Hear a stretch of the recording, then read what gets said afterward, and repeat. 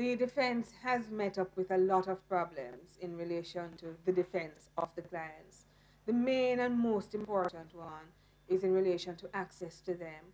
And we feel that certainly this is an important and essential part of a fair hearing.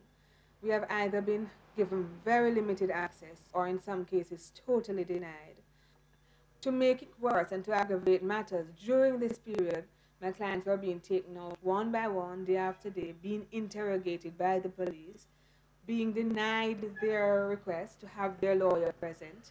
My own requests were denied because I'd heard that they were being interrogated and made efforts to see them and was told I would not be able to see them. And in the course of these interrogations, according to my instructions from them, many of them were beaten and treated to generally inhuman treatment.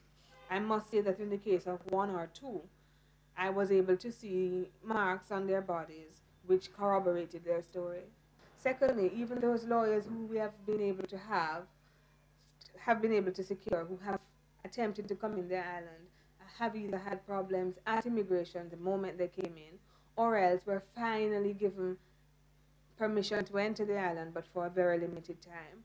And then while they were here, they themselves experienced the same difficulty I have had in seeing the clients. Additionally, Lord Anthony Gifford from England was retained to come here and was quite prepared to defend persons who have been charged.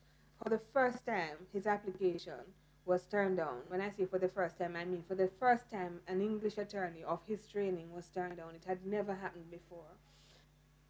A little of the problems we have had, certainly in the initial period in securing counsel, have been related to the prejudice which exists in the country and in the region for varying reasons. So that is a problem we have had in relation to securing counsel. That is not a problem now. What has held up putting a full team together has been the denial of access.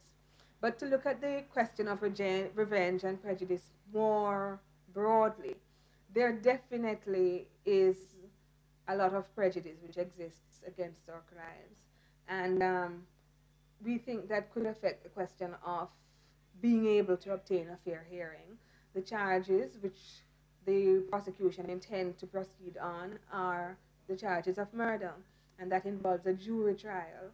And I'm concerned because I know that the psychological warfare unit, for example, of the U.S. Army was here and did quite a lot of deliberate work in building up prejudice and hysteria in relation to my clients up at Richmond Hill.